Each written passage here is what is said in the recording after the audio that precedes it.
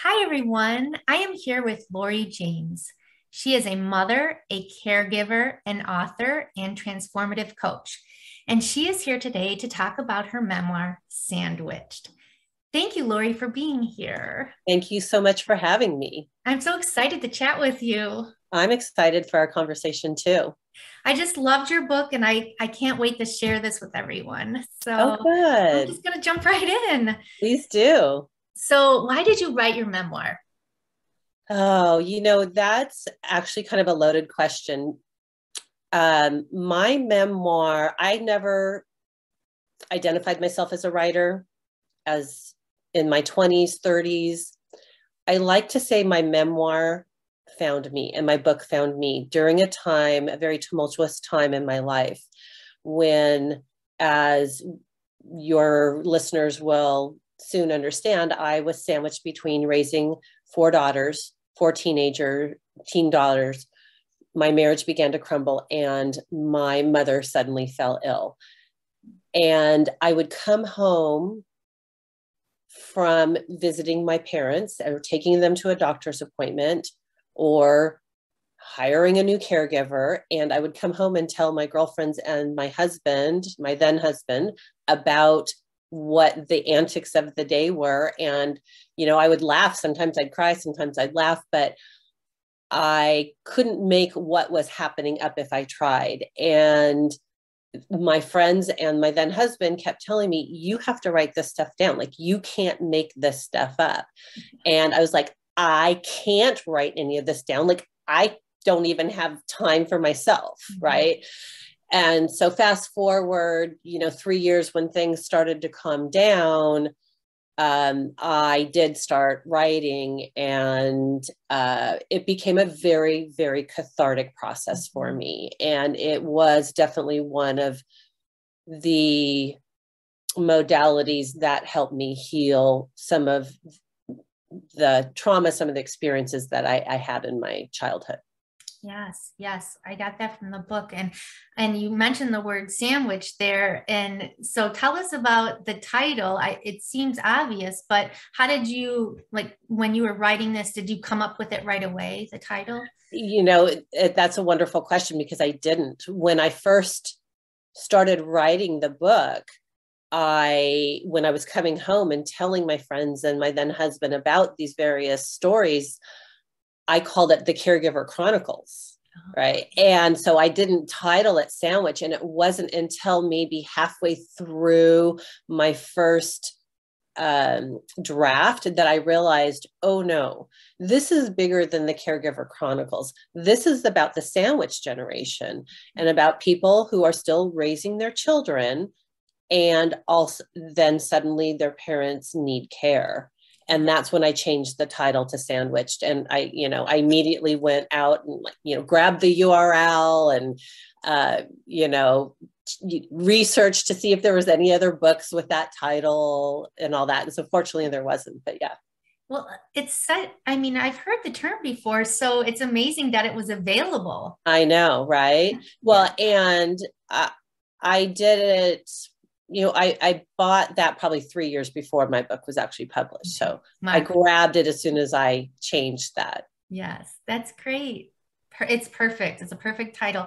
So you talk about caregivers, and as I was reading your book, I was like, whoa, you went through a ton of caregivers. Yes. So did you keep track of them? Like, did you count how many you had? I didn't actually count how many I had. And when my first draft, I had so many more caregiver characters in the book. And I had my first draft was way too many words, and I knew I had to cut out words. And so my editor that I was working with said, okay, here's some suggestions. So I ended up cutting out some other caregivers that also pulled some crazy antics. But if I had to guess, I haven't counted, but if I had to guess, I would say somewhere between 40 or 50 through a course of like 4 or 5 years. Yeah. Wow. And sometimes they would just be, I would go through a caregiver a day, because I'd like try somebody out and they're like, okay, no, you can't you can't move my mom from the wheelchair to the bed. So you're out. Your English isn't as good as I thought it was. You're out, Yes. and you just get a little bit better at it. Yeah. So, you knew exactly what you were looking for after you knew what you didn't want. After time, it took a while. Yeah. It's not easy because I'm a person that trusts people until they give me a reason not to. And that may have not been my best strategy. Well, you have to do what you have to do. These are your parents. Right. Exactly. So I'm sure there are many people that are dealing with caregivers now. And yes, you being through it, what is some advice you would have for someone who's hiring a caregiver?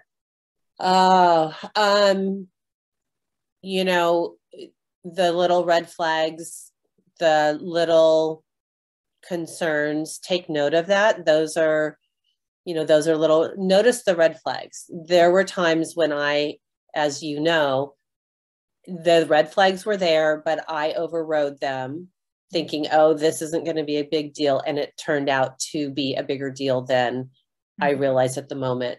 So listen to the red flags. And 2, make sure you really check references. I used a national agency, as you know, and I went through 3 caregivers with that national agency, and then realized that and it was a franchise, but the franchise owner did not ever check any references, didn't do a background check, didn't do a criminal check on these caregivers, which I think added to what was happening and why, there were caregivers that were stealing from us and emotionally seducing my dad and drinking on the job. Well, and that goes back to your trust. You trusted the national agency. You didn't have any reason not to, but then you started seeing the red flags and you decided to do your own research or do your own background checks. Yeah. And so that would be one of my biggest suggestions for people. And the other thing is, for companion care, using an agency for companion care or light care is fine. But if you have a parent who has more needs as they get older and they're losing their ability to care for themselves, I found that it made more sense for me to pay the caregivers directly, even if I had to hire them as the household employee, because I wanted the majority of that money to go to the caregiver so I could get better quality care. Okay. That makes sense. Yeah. Okay. Wow. That's a lot to deal with. And you talked about in the beginning how, you have daughters, you have your parents, you were stay-at-home mom at that point, but there's still a lot that goes into everything. So, but you found time, I think, eventually for self-care. Yeah. Okay. So, and I applaud you for that because I don't think many women or people in general take time for the self-care. So if there's somebody who needs more self-care in their life now, what is your advice?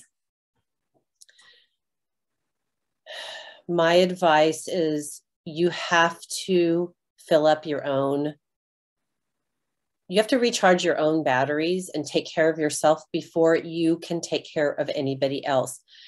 And we as women are not good at that. And I wasn't good at that either. And, if you read my epilogue, it caught up to me. And even though I was practicing some self-care, it ended up not being enough in the end to sustain me. It is so important. And we are our own worst critics. We're so hard on ourselves as women. We want our house to be perfect. We, want our kids to be in the right activities. We try to be super mom, and we can do that for a while and we can sustain that for a while, but eventually it does catch up to you.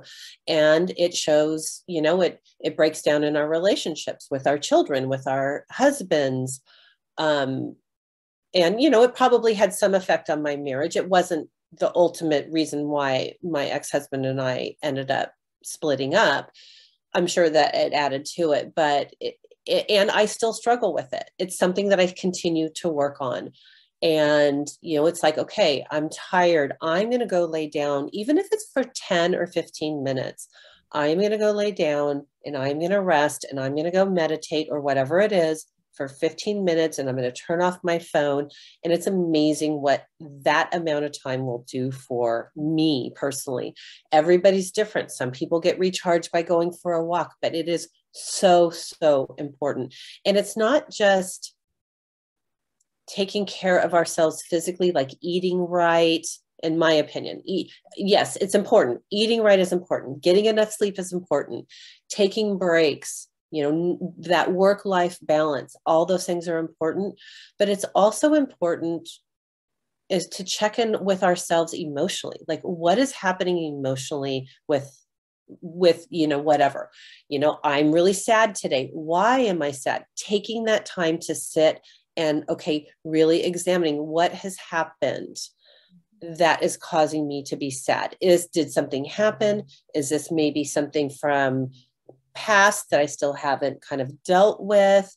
Those things are really important because that affects our relationships too. And I don't think we take enough time to dig a little bit deeper because it's scary and it's hard. It's hard work. But if you can do some of that work, it is so, so rewarding.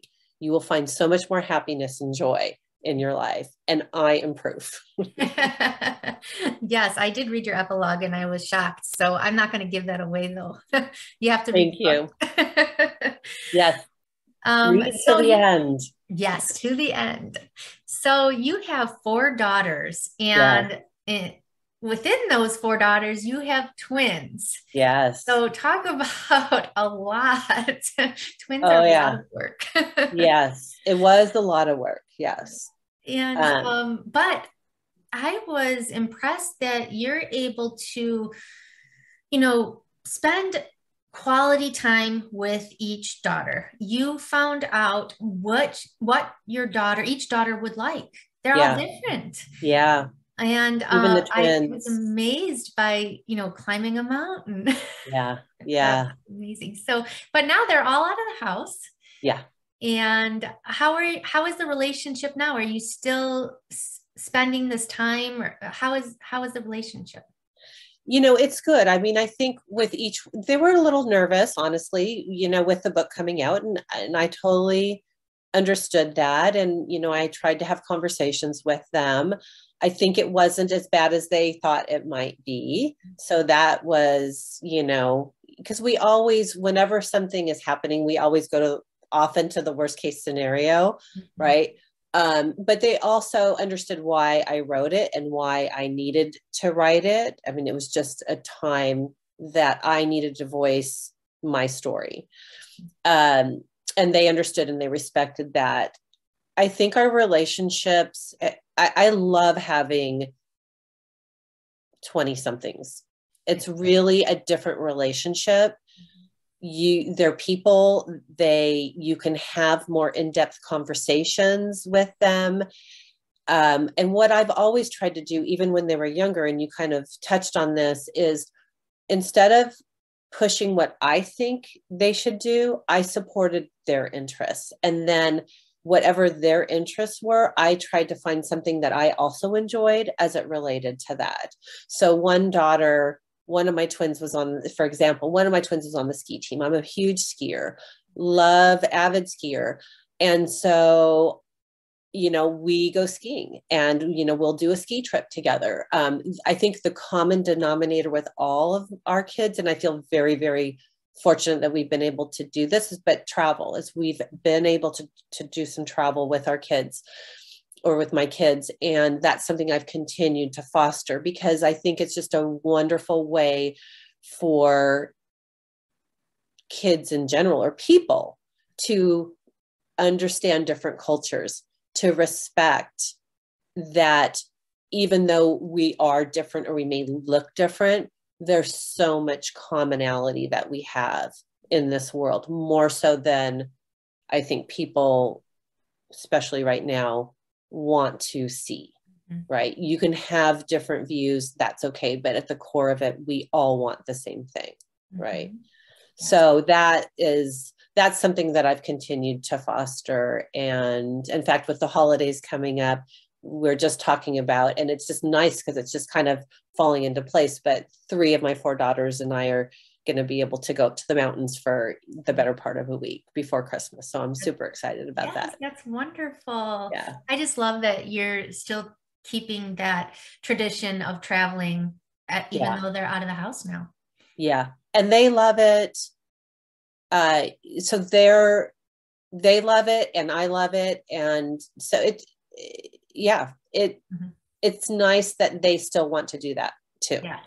Because they could say, no, I want to save my vacation to go with my friends or my boyfriend or whatever. So, Oh, that's so wonderful. Yeah.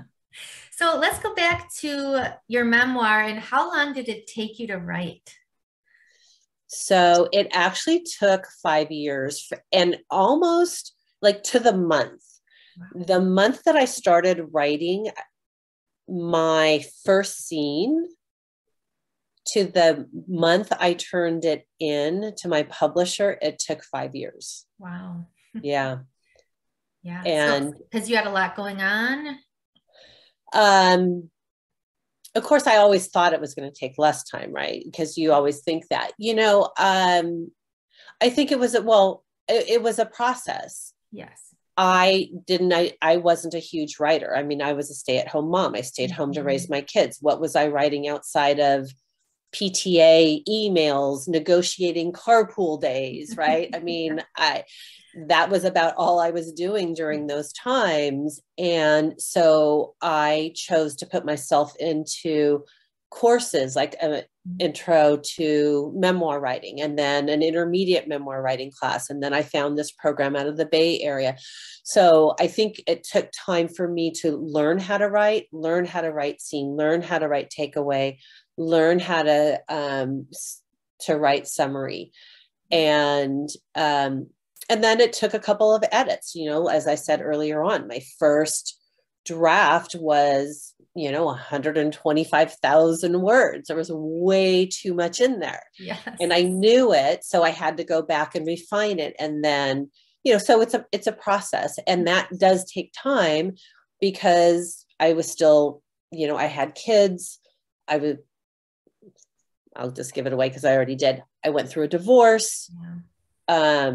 While I was writing it.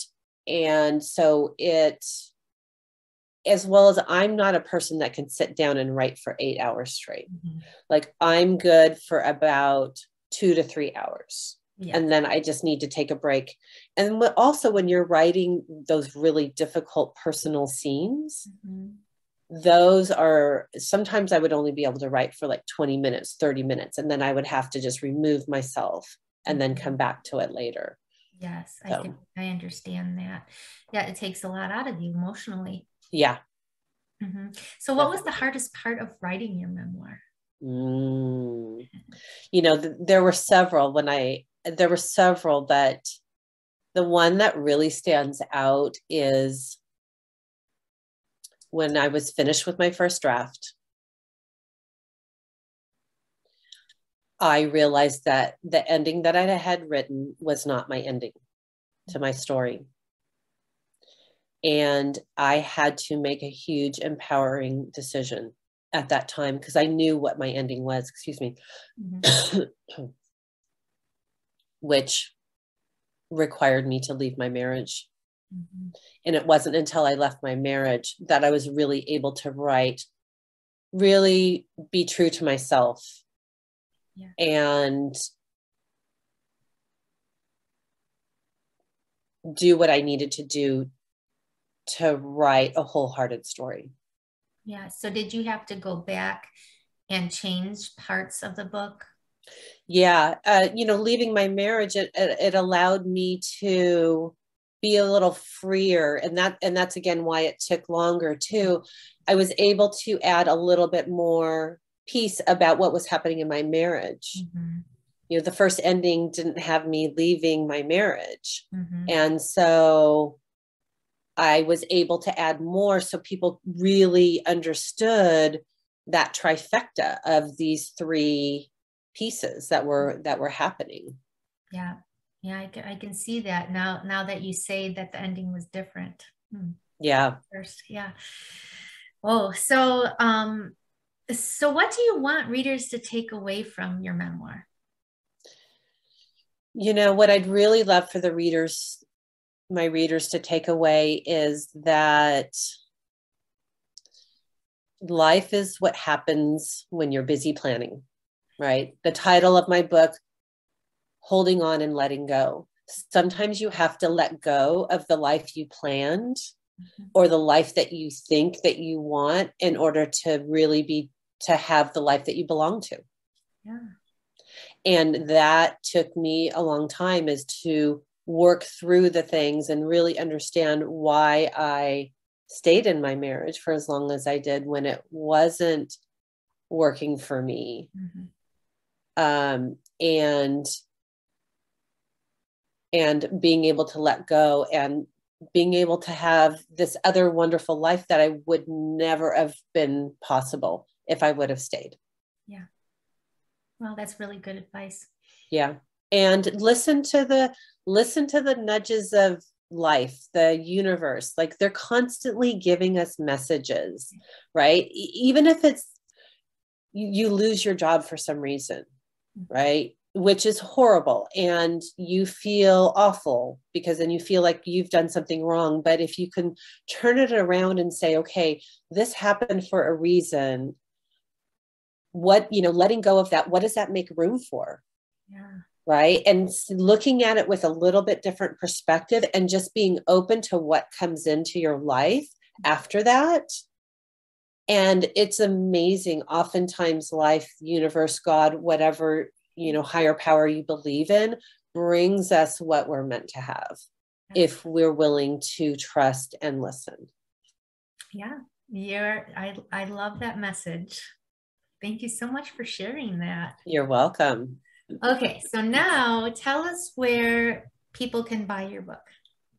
People can buy my book at any of their local bookstores. They will have to order it through their bookstores. You can buy it on Amazon. It's available on Kindle or Barnes and Noble, any major outlets or any local bookstores that you'd like to support.